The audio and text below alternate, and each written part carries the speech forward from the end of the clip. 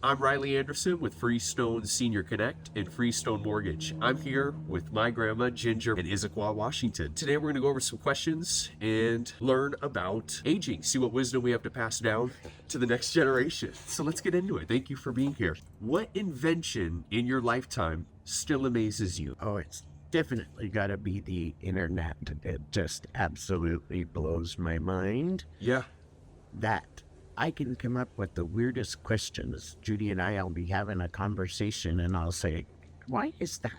How that all gets in there that they're going to know somebody's going to ask that question absolutely blows my mind. It is beyond my comprehension. Talk to me about working pre-internet and post-internet. You were around for both and got to see the changes. Oh, yes. Changes in efficiency, changes in processes. Can you talk a little bit about that?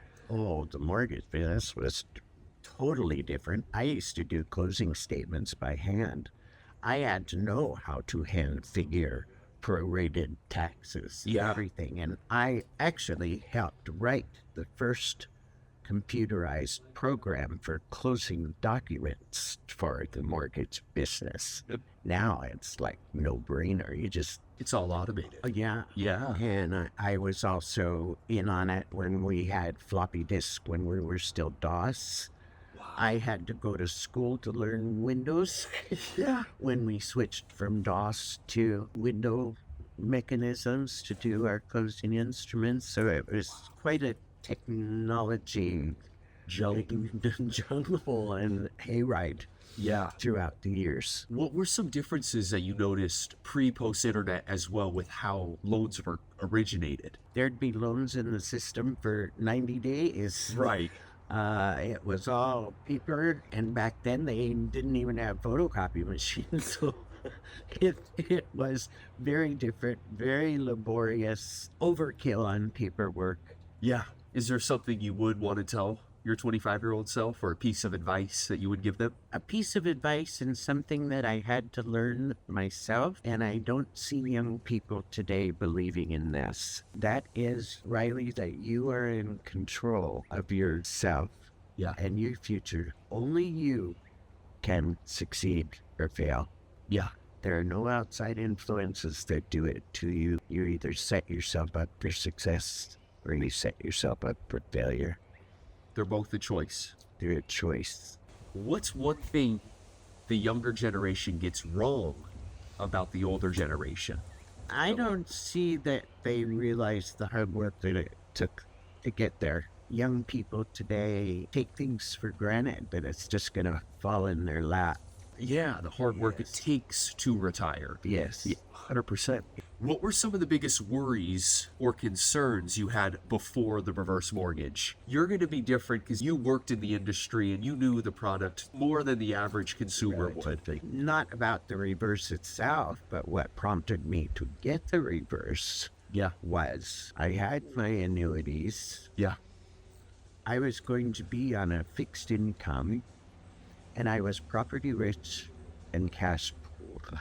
No one knows how long they're going to live. And I thought, geez, if I've got to start going through my annuities and my IRAs and to be able to afford live a decent life, I don't want that. And I only had a small balance left on a first.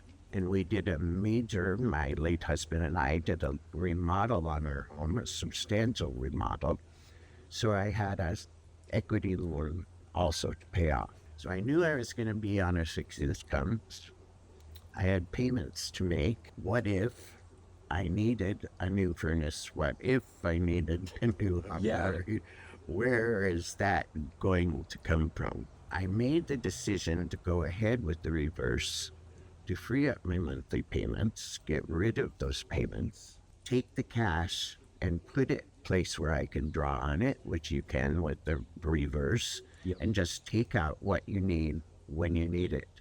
And everything that could break right after that. I needed, and I didn't have to get into my principal. My financial advisor had set me up very well with my retirement accounts and annuities and all that. And I knew I wouldn't have to touch that. I was naturally thinking about inheritance for my children. I didn't want it to disappear. And in my 45 to 50 year career, only once did I ever see property values decline.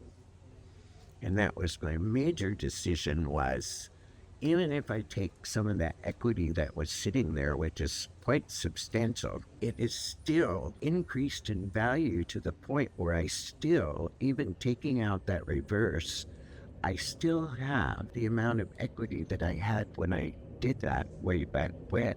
What's the most rebellious or spontaneous thing you've ever done in your life? I have a work-related one that's fun. I'd love to hear it.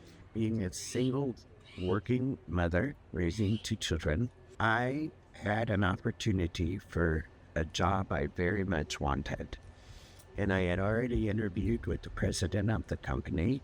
They were a company that was coming in from out of state and had no idea how to do business in this state. He wanted to hire me on the spot, and I went, nope, I have to see what happens in your head office to know what I'm going to face when I first start doing business. And he flew me down to California, and I met with the Wicked Witch of the West, who was proceeding to tell me how I was going to do business. And the most spontaneous, rebellious thing I ever did, because I wanted this job, I needed this job. It was a beautiful opportunity for me, not just financially, but professionally. And I stood there and I looked at her and I took my briefcase and I put my papers in the briefcase and snapped the lid. And I said to her, when Mr. Jacobs gets out of his meeting, would you please tell him, thank you for the plane ride, but I'm no longer interested in the position. But he was so impressed that I was committed to what I was doing. He hired me on the spot, and I worked for them for over 10 years, and it was probably one of the best jobs in my whole career that I had.